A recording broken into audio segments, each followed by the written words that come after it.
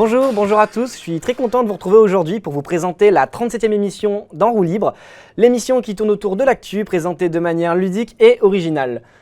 Aujourd'hui on a pas mal de choses à vous présenter, des nouveautés pour l'actu de la semaine, des anecdotes fraîchement découvertes dans Météo France, des histoires formidables dans notre rubrique spéciale La Face Cachée en compagnie de nos invités. Et on finira comme à notre habitude avec notre jeu traditionnel. Mais commençons d'abord, comme à l'accoutumée, par l'histoire du jour. Ah là là, le 10 mars.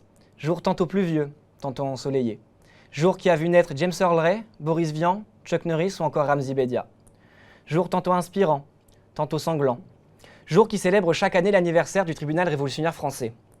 Jour où l'on a pour la première fois réglementé la circulation automobile en France. Mais aujourd'hui, en ce 10 mars 2022, nous célébrons surtout le jour qui marque les 146 bougies de la première conversation téléphonique de l'histoire.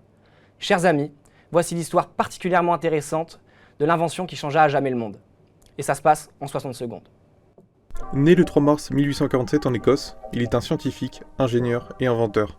Alexander Graham Bell ne le sait pas encore, mais il vient de changer le monde lorsqu'il réussit, le 10 mars 1876 à Boston, avec l'aide de son assistant Thomas Watson, le premier appel téléphonique de l'histoire. Situé dans une pièce voisine, le disciple de l'inventeur canadien entend son professeur lui dire « Mr. Watson, come here, I want you. » « Monsieur Watson, venez ici, j'ai besoin de vous. » Comme toutes les plus grandes inventions de l'histoire, le hasard a un rôle à jouer.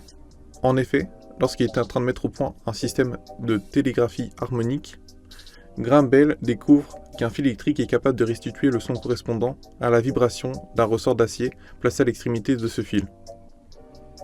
Partant de cette découverte, c'est ainsi que l'ingénieur d'origine écossaise construit avec son assistant un premier prototype de téléphone. Aujourd'hui, vivre sans son téléphone est inimaginable, avec la miniaturisation et la praticité de celui-ci. Et oui, malheureusement, aujourd'hui, le téléphone n'est pas dépourvu de vis. Bon, je pense qu'il est maintenant temps de passer l'antenne à Teddy pour changer un peu les idées. Météo France, c'est maintenant. Bonjour mesdames et messieurs. Aujourd'hui, dans votre actu météo, des animaux kamikazes, des débats ancestraux et une nouvelle discipline des JO d'hiver. Attention, avalanche pour nos amis dans le département de l'Ain. En effet, un homme a créé une discipline de JO d'hiver. Il a décidé de descendre complètement ivre une piste de ski en voiture. La clim est assurée pour lui le lendemain de cette cuite. À Dijon, par contre, c'est une température plutôt chaude pour cette mamie de 70 ans qui fait planter et consomme son cannabis. On ne doute pas que ce soit pour une recette de grand-mère, du moins on l'espère. Une perturbation aura également lieu dans les Landes.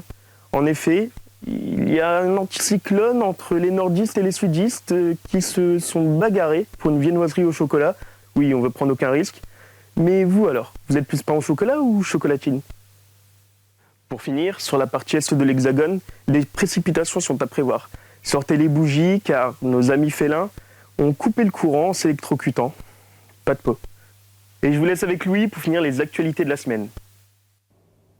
Merci Teddy pour ces anecdotes très divertissantes. À l'avenir, on verra à bien étudier en détail les recettes de nos grands-mamans. Bien, je pense que le moment est venu un peu de s'intéresser à ce qui se passe dans le monde. L'actu de la semaine, on y va ? Allez, c'est parti. Quoi de mieux pour commencer la semaine que de vous présenter les récentes collaborations Jordan Dior et Adidas Prada, alliant à la fois luxe et sportswear. Relance ou essoufflement des collaborations, les avis restent mitigés. Côté sport, c'est avec une grande souffrance que se serre le cœur des supporters du Racing Club de Lens en apprenant la mort de Marian Wisniewski, considéré comme l'un des meilleurs buteurs de l'histoire du club. Il comptabilise un total de 93 buts sous le maillot rayé, le plaçant aux côtés d'Ahmed Wajdini qui en comptabilise lui 118. C'est une grande perte pour le RCL, l'équipe de France et le sport. Partons à la rencontre du tennis, là où Novak Djokovic devra lundi laisser sa place de numéro 1 mondial au profit de Medvedev, suite à son élimination en quart de finale du tournoi de Dubaï. Néanmoins, le joueur serbe ne se laisse pas abattre et compte reprendre du poil de la bête dans les prochains mois. On annonce un nouveau record du monde à la perche pour Armand Duplantis qui efface une perche postée à 6,19 m. L'athlète américain confirme ici son statut en mettant à jour le record du monde qu'il possédait déjà. Des nouvelles venant de Formule 1 nous sont parvenues hier. Alpine a enfin pu déployer son nouveau bébé. L'A522 a été déployé ce jeudi sur le circuit de Barcelone et a affiché de très bonnes performances. Cependant, l'écurie française reste sur ses gardes concernant le prochain Grand Prix. Laissons-nous maintenant porter dans le futur, ou plutôt en Drôme, où on a pu apercevoir deux petits robots en train de servir et de débarrasser les tables dans un restaurant du coin. La restauratrice affirme qu'il ne s'agit en aucun cas de remplacer l'activité humaine. Peut-on seulement avoir des doutes ? Qui aurait pu imaginer un jour que le Wi-Fi serait aussi puissant que la liaison Ethernet? Eh bien, c'est le pari qu'avait fait Mediatek, qui aurait procédé à la démonstration de son tout nouveau Wi-Fi 7 ce mardi. L'Institut des ingénieurs en électricité et en électronique constate des effets équivalents à celui de l'Ethernet et devrait certifier cette norme d'ici 2024. Bien, je pense que nous avons fait le tour de l'actualité pop culture, cap sur art et patrimoine. Il est enfin arrivé, Pokémon Arceus débarque dans les bacs. Le tout premier Pokémon Open World en 3D sur grand écran aura fait rêver les fans depuis bien longtemps. C'est avec une grande tristesse que l'on apprend que Sega se retire définitivement du marché des bornes arcade. En 50 ans, Sega aura réussi à s'imposer en tant que pionnier et restera l'un des maîtres du temple du jeu vidéo. Une nouvelle a su se faire attendre côté littérature.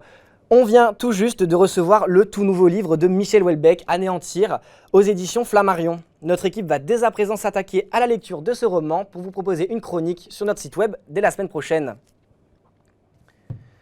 Une plume, un homme, une histoire.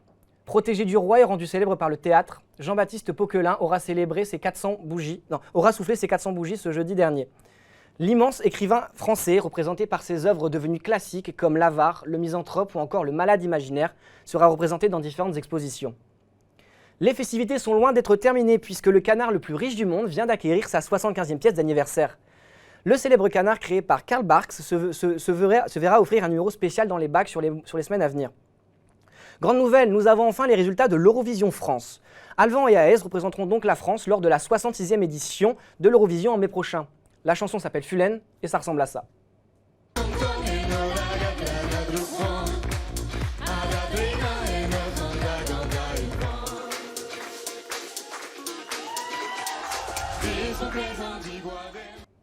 Nous avons appris ce dimanche la mort regrettable de l'immense acteur André Wilms, âgé de 64 ans. André Wilms s'était fait un nom au même titre qu'Aki Kaurismäki, dont il fut l'acteur principal dans la plupart des films du Finlandais. En voici un extrait. Oh, j'ai écrit un peu, mais mon succès n'a été qu'artistique. Ça nous arrivait de boire beaucoup, quand on avait une raison de faire la fête. Le tour de l'actu étant fait sur l'art et le patrimoine, direction la rubrique Science et Vie. Cette semaine, une start-up de Nancy vient de lancer la construction d'un service de transport capsulaire écologique.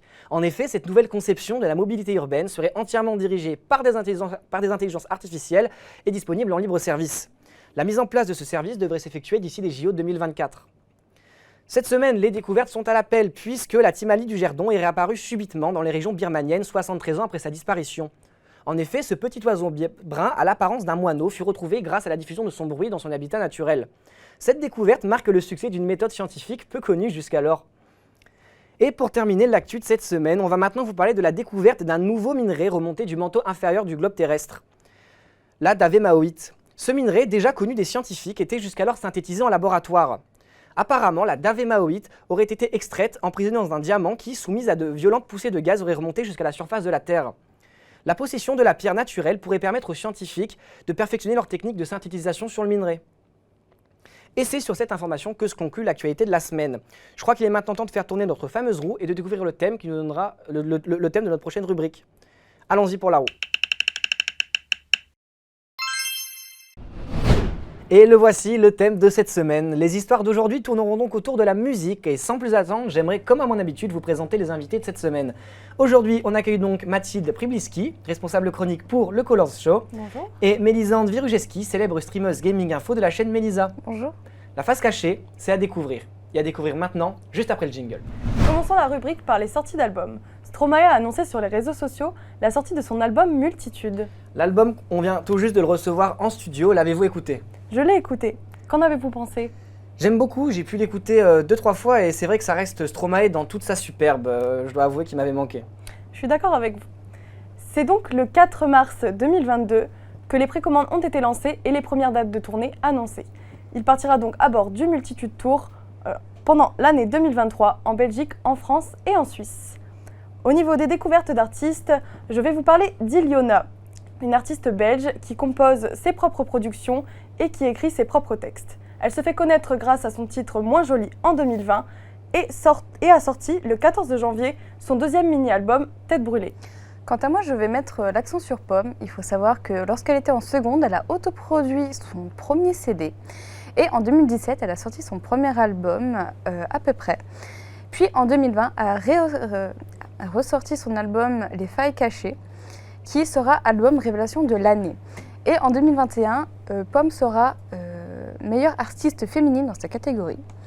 Et si je parle de Pomme, c'est parce que lors d'une précédente émission, vous avez déjà parlé d'Aurora et qu'elle a fait récemment un feat avec Pomme qui s'appelle Everything Matters. C'est disponible partout, allez écouter. En parlant de titres et d'albums méconnus, savez-vous que les Simpsons ont sorti un album? Absolument pas. Ils ont sorti un album en 1990 sous le nom de The Simpsons Sing the Blues. Le single phare de l'album est Do the Bartman qui a été premier au Royaume-Uni pendant 2 semaines, ce qui n'est pas rien. Et le titre s'est écoulé à plus de 2 millions d'albums au Royaume-Uni.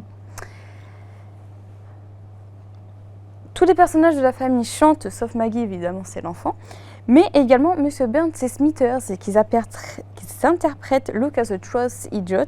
Et pour la petite anecdote, Michael Jackson a participé à quelques-unes des chansons. Pas mal. Intéressant. En parlant d'anecdotes, connaissez-vous Brian May? Le célèbre guitariste de Queen. En effet, saviez-vous qu'il était docteur en astrophysique depuis 2007 et qu'il avait également co-créé un stéréoscope? Il a d'ailleurs conçu sa propre guitare électrique, la Red Spatial, à l'aide de pièces de machines à laver. Également, je vais revenir sur Kurt Cobain, l'artiste du groupe Nirvana, qui est le guitariste et le chanteur, et je vais vous parler de son titre Smells Like Teen Spirit. Derrière cette histoire, son ex-petite amie, qui, après une rupture assez difficile, a décidé de taguer sur son mur « You smell like Teen Spirit ». Il trouve cette phrase poétique et décide de s'en inspirer pour écrire sa chanson. Mais c'était sans savoir que Teen Spirit était en réalité une marque de déodorant pour adolescents. Intéressant comme anecdote. Moi j'en ai une par rapport au Daft Punk. Savez-vous combien de fois ils ont répété Around the World du même titre? Je dirais un peu plus de 80 fois. Une centaine de fois. Eh bien très exactement 144 fois, qu'ils le répètent 7 minutes quand même. Quand même. Justement, c'est vrai que les Daft Punk sont beaucoup médiatisés en ce moment, notamment dû à leur séparation. Mais aussi, je ne sais pas si vous l'avez vu, ils ont rediffusé un concert de 1997 sur Twitch il y a 2 semaines pour célébrer justement le 25e anniversaire de leur premier album, Homework. Donc si vous ne l'avez pas vu, chers téléspectateurs, il est disponible partout sur internet. Il vous suffit juste de taper concert Daft Punk 1997 rediffusion et vous le trouverez très facilement. Merci infiniment pour toutes ces précieuses informations. Cependant, ne partez pas, on a encore besoin de vous, car comme à notre habitude, nos invités participent à notre grand jeu en fin d'émission. Et je pense qu'aujourd'hui, on va avoir du niveau. C'est parti pour le grand jeu. Vous connaissez les règles, les téléspectateurs aussi, alors sans perdre de temps, voilà la première question. Chers invités, êtes-vous prêts? Oui. Prête? Ok. Alors, première question, science et vie. Top. J'ai été découvert en 1930. Je suis la 9e parmi celles de ma classe. Je suis principalement faite de roches, de glace et de méthane. Le 24 août 2006, j'ai été exclue de ma classe dû à ma petite taille. Mélisande? Pluton? Je suis Pluton, exactement. Mon diamètre est environ celui du tiers de la Lune. J'appartiens au système solaire de la planète Terre. C'est ça. Un point pour Mélisande. Prochaine question. On va maintenant partir sur le domaine de l'art et du patrimoine. Je suis une île m'élevant au-dessus d'une plaine sablonneuse de 92 mètres. Je suis bordé par la Manche et tire mon nom d'un îlot rocheux où s'élève aujourd'hui mon abbaye. Une ville s'est construite à ma surface et compte 29 habitants à l'année. Lieu de pèlerinage et site touristique, je suis également un conflit d'appartenance entre 2 régions. Au fil du temps, je suis devenu un élément emblématique du patrimoine français. Je suis... Conflit d'appartenance entre 2 régions? Non, je l'ai pas. Je suis le Mont-Saint-Michel.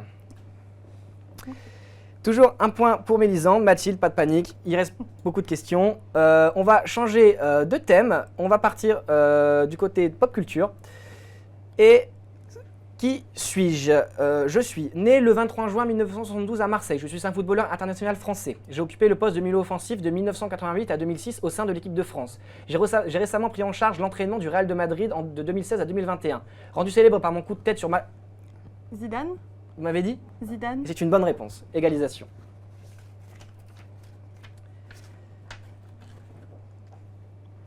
Prochaine question. On va rester dans le même thème.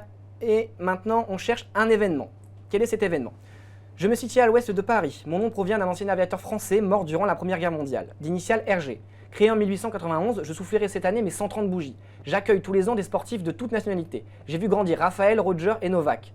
Je suis un tournoi de tennis mondialement reconnu et majoritairement composé de terre battue. Je suis... Roland Garros? Et c'est une bonne réponse, je suis Roland Garros. 2 points pour Mélisande.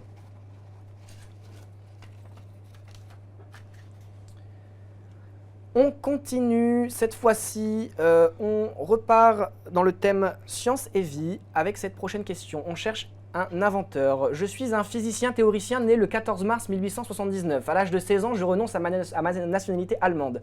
Je reçois le prix Nobel de physique de 1921 par l'explication de l'effet photoélectrique. En 1901, je prends la nationalité suisse. Je publie ma théorie de la relativité restreinte en 1905 et en 1915 celle de la théorie de la gravitation. Je suis à l'origine de la formule E égale mc2. Je suis célèbre inventeur. J'aurais dit Einstein. Je suis Albert Einstein et c'est une bonne réponse. 3 points pour Mélisandre. Prochaine question, ce n'est pas joué. Mathilde, peut-être ce thème qui vous correspondra le mieux, pop culture. On repart pour une prochaine question. Qui suis-je? Je suis un chanteur et auteur-compositeur français, né le 2 avril 1996 à Longjumeau. En mars 2021, je suis l'artiste français détenant le plus de singles certifiés avec 19 singles de diamant. J'ai sorti 6 mixtapes et 2 albums studio. Et mon nom véritable est William Nzmozola. Ayant fait de nombreux featuring, j'ai notamment travaillé avec Niska, Nekfeu ou encore Orelsan. Je connais le succès en 2016 avec mon album Maintenant ils savent et j'enchaîne les récompenses. Plus connu sous le pseudonyme Eni, je suis célèbre rappeur français ayant collaboré avec Orelsan. Je suis Nino. Toujours 3-1 pour Mélisandre, rien n'est joué. On enchaîne sur une prochaine question. On s'intéresse maintenant à... on cherche un roman. Quel est ce roman? Je suis un roman d'aventure publié en 1872. Considéré comme l'un des plus grands romans de mon auteur, mon intrigue se déroule dans plusieurs pays. Mon personnage principal, d'un flegme imperturbable, se déplace le plus souvent avec son fidèle serviteur. Au cours de mon voyage, je rencontre des personnages tels que Fix ou Mrs. Aouda. Mon intrigue fait l'objet d'un tour du monde. Je suis un roman de Jules Verne. Je suis... Un roman de Jules Verne faisant l'objet d'un tour du monde. Le voyage... en Vous l'avez. 80 jours. Le tour du monde en 80 du jours. monde en Je vais quand même 80 vous l'accepter, vous l'aviez. Merci. 3-2, rien n'est joué. On rappelle que le jeu se termine en 5 points. Prochaine question. On cherche maintenant un sport. Quel est ce sport? Je suis un sport classé à la 11e position du classement sportif français par mon nombre de licenciés. Mon nombre d'adhérents augmente occasionnellement lors des vacances d'été. Je suis l'un des rares sports à organiser des compétitions mixtes, notamment très répandues au Vietnam ou au Maroc. Mon nom signifie très distinctement pied planté. À jouer seul ou en équipe, mon principe est basé sur le tour à tour. Je suis un jeu de boules dérivé du jeu provençal dont le but est de se rapprocher J'aurais dit la pétanque. au plus près d'un objectif. Je suis la pétanque. C'est une bonne réponse. 4-2. Un point et Mélisandre, vous remportez le jeu. Prochaine question. On cherche un plat. Quel est ce plat? Je suis un plat traditionnel, importé de Chine au début du XXe siècle. Je suis désormais entré dans la culture nippone. Considéré comme art culinaire et confectionné de manière très différente, je suis l'unique plat qui nourrit Naruto Uzumaki dans le plat éponyme.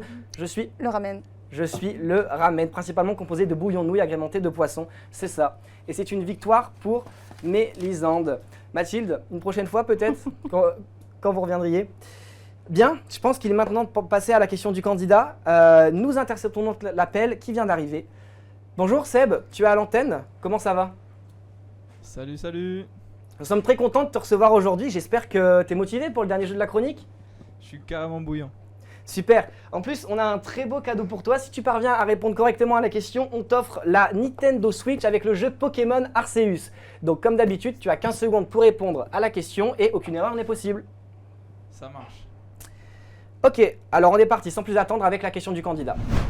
Seb, mets-toi en position, ça va être à toi. Je suis prêt. Et c'est parti. Quelle est la date exacte de la première communication téléphonique de l'histoire? Réponse A, le 10 mars 1876. Réponse B, le 10 mars 1878. Top, c'est parti, tu as 15 secondes. Première communication téléphonique. Il te reste 10 secondes, Seb. 10 mars 1876, vous m'avez dit la réponse Réponse A. A, 5 secondes. Ouais. Je dirais la A. Je valide la A. Est-ce ton dernier mot, Seb? Je bloque ces paroles. Et le 10 mars 1876 est une bonne réponse. Tu repars donc avec la Nintendo Switch et le jeu Pokémon Arceus. Félicitations à toi. Bravo Seb. Félicitations. Bien joué, tu vas pouvoir te régaler sur le jeu. Personnellement, je m'éclate. T'aimerais dire un dernier mot avant de partir? Petite dédicace à personne, fallait être là. Bien, merci Seb pour ta participation. Toute l'équipe te souhaite évidemment une bonne fin de semaine. Il est maintenant l'heure de se quitter, chers téléspectateurs. J'espère que l'émission aura été à la hauteur de vos attentes. En tout cas, vous êtes de plus en plus nombreux à nous suivre et c'est vraiment super. Merci à vous d'être là. Avant de partir, j'aimerais remercier nos invités. Merci Mathilde de vous être déplacée et d'avoir participé à l'émission. Merci à vous. Vous transmettrez nos amitiés au Color Show, bien entendu. Et merci à vous, Mélisande, d'avoir partagé avec nous le fruit de vos recherches. On vous souhaite également une bonne continuation dans le stream. Merci à tous de nous avoir suivis ce matin. Toute l'équipe vous souhaite évidemment une très bonne semaine et on se retrouve la semaine prochaine pour la 38e émission d'En roue libre. Bonne matinée.